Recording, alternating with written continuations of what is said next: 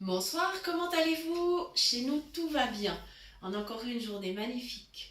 Nous allons vous proposer un clafoutis. Le clafoutis, c'est la recette idéale quand il nous reste des fruits. Par exemple, il peut rester une pomme, une pêche, elles sont un petit peu mûres, on ne sait pas trop qu'en faire. Eh bien, le clafoutis, c'est vraiment la recette super top pour les utiliser. Alors moi, ce soir, par contre, j'ai des myrtilles. Voilà, ce sera donc un clafoutis aux myrtilles.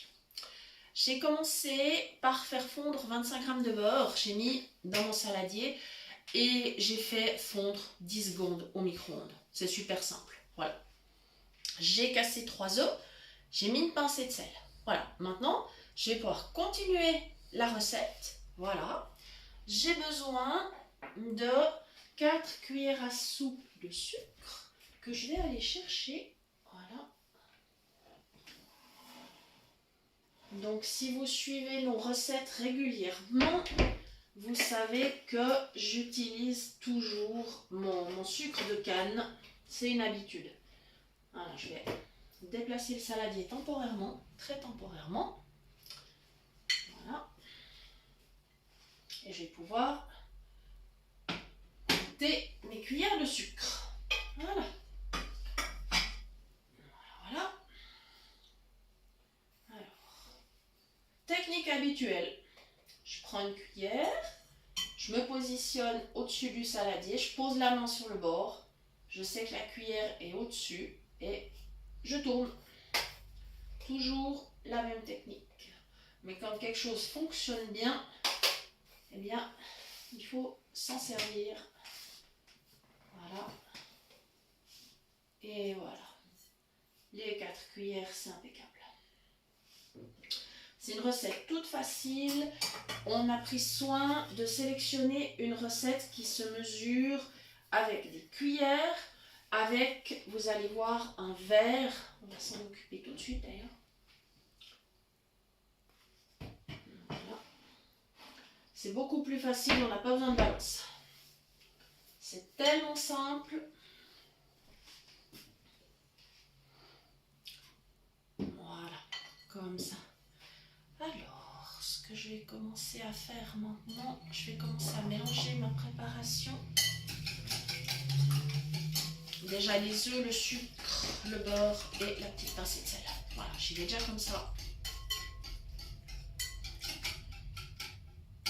Voilà, ah ça y est, j'ai trouvé mon petit flacon de cannelle. Je vais mettre un petit peu de cannelle moulue. Alors, on peut mettre bien sûr de la vanille, hein, c'est un classique, la vanille. Moi, ce soir, j'ai envie d'un peu de cannelle. Voilà, pour changer.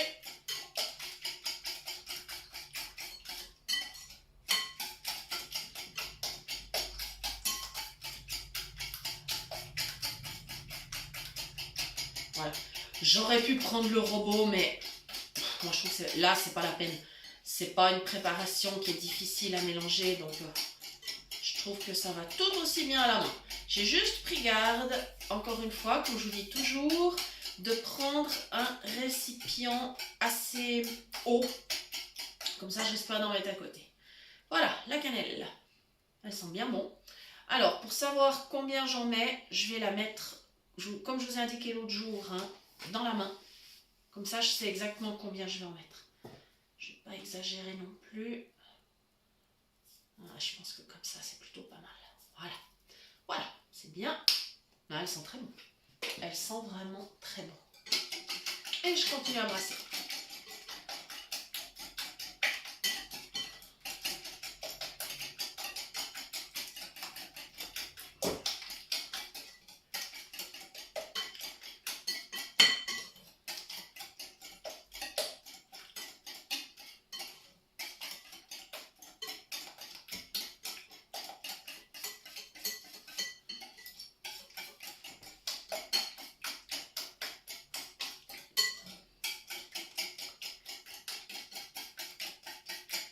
Voilà, ça se passe très bien.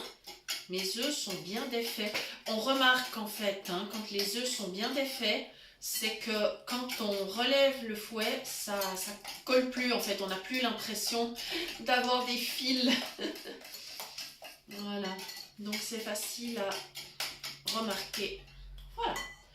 Et maintenant, tout simplement, je vais aller mesurer un verre de lait. Mon verre fait 2 décis, hein, si jamais. Voilà. C'est la, on va dire, la contenance classique d'un verre à eau.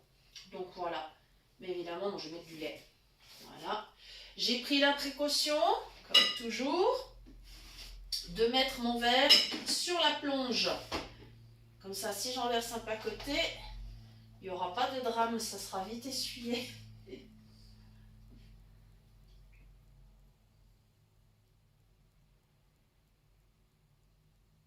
Voilà, y est.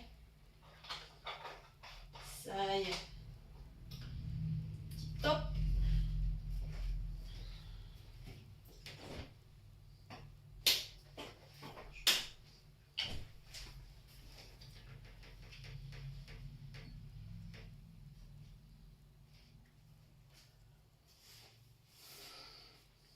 Et je vais verser le lait avec la préparation.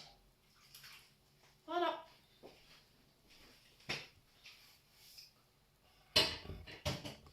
Top. Je continue à brasser. Voilà. Et maintenant, j'avais préparé d'avance dans un petit bol, j'avais mis 5 cuillères à soupe de farine. Des cuillères bien bombées. Hein. Voilà. Alors pour moi, c'est une farine sans gluten. Si vous n'avez pas de soucis, vous pouvez utiliser une farine tout à fait traditionnelle. Voilà. Ils ont fait tellement de progrès avec les produits sans gluten que vraiment, quand on fait des gâteaux, des biscuits, des clafoutis, enfin toutes sortes de préparations, on remarque même pas que c'est du sans gluten. Les gens, ils sont toujours étonnés quand ils goûtent. Ils ont toujours des petits a priori, on se dit oh non, le sans gluten c'est pas bon. Puis en fait, quand ils goûtent, ils sont tout étonnés. Voilà, j'ai versé mon petit bol dans le saladier. Voilà. Aujourd'hui, j'ai pris un saladier parce que malheureusement, j'ai pas un pichet assez grand pour ce genre de pâte. Faut que je me procure ça. Je vous avais expliqué l'autre jour l'astuce avec le pichet. C'est plus facile à verser après dans le plat, mais voilà.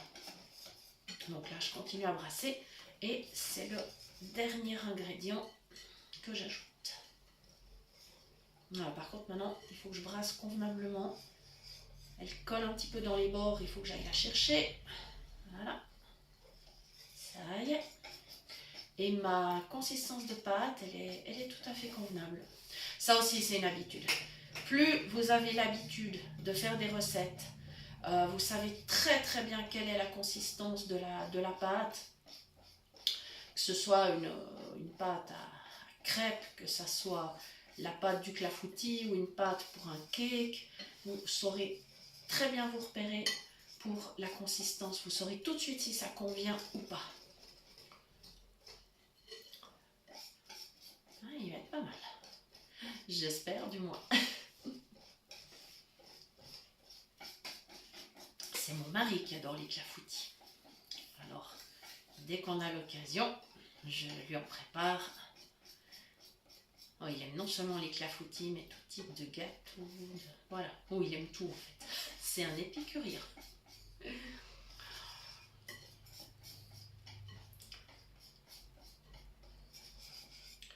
Voilà, je pense que ma pâte, elle est bien. Je pense qu'elle est pas mal lisse, j'espère. Si des personnes qui regardent la vidéo, peut-être qu'elles verront si elle est grumeaux ou pas. J'ai pas l'impression. Je sens que ça va pas mal. Voilà. Là, je suis bien contente avec la consistance. Ouais, c'était top. Voilà. Voilà, je vais aller mettre l'appareil sur mes myrtilles. Je les ai préparées d'avance, mes myrtilles. Je les ai triées. Elles sont déjà dans le plat à gratin. Voilà. Tip top. Ouais, je vais y aller. Alors, par chance, mon saladier est moins large que mon plat à gratin. Vous vous rappelez, je vous ai toujours donné cette astuce. Donc, j'aurai pas de risque d'en mettre à côté. Mais je suis quand même sur la plonge. Hein, parce que, voilà, on va éviter les petites catastrophes. Voilà. Je vais préparer la langue de chat. C'est, vous savez, la petite... petit ustensile, là, la petite pelle en caoutchouc pour bien racler. Voilà, alors je me positionne au-dessus du plat à gratin, je fais très attention. Voilà, il vaut mieux prendre le temps puis aller lentement. Hein. Voilà, donc ce que j'ai fait, mon saladier en fait il est appuyé sur le bord et en fait j'ai mis à peu près là où je vais verser, j'ai mis au-dessus du plat environ à la moitié de la largeur du plat. Donc comme ça, je vais pouvoir y aller. Voilà, j'aurai pas de risque. Voilà, ça se passe très bien. Je racle avec la langue de chat. Mais comme c'est une pâte elle est un peu plus liquide hein, qu'une pâte, par exemple, qu'on ferait pour un cake, alors c'est pas un souci.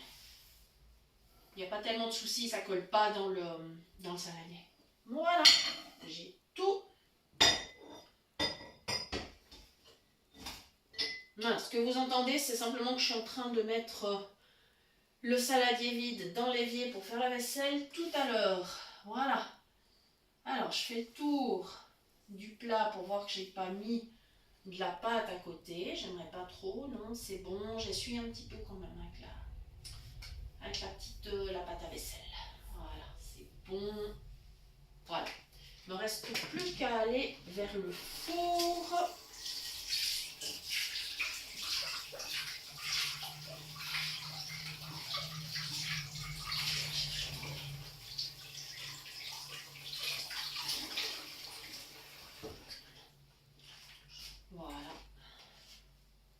Voilà, j'essuie bien, mais c'est bon.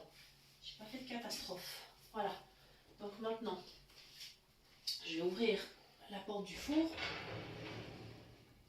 Voilà.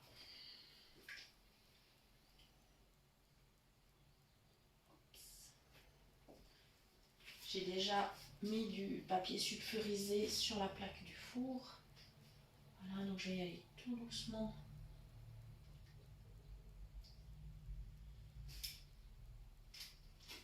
Et voilà, j'y suis. Et on va le démarrer.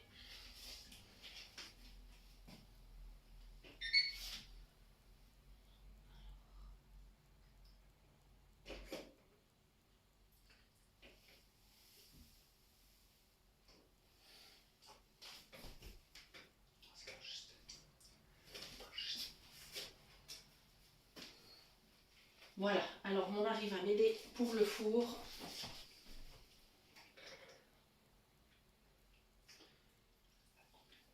« 200 degrés.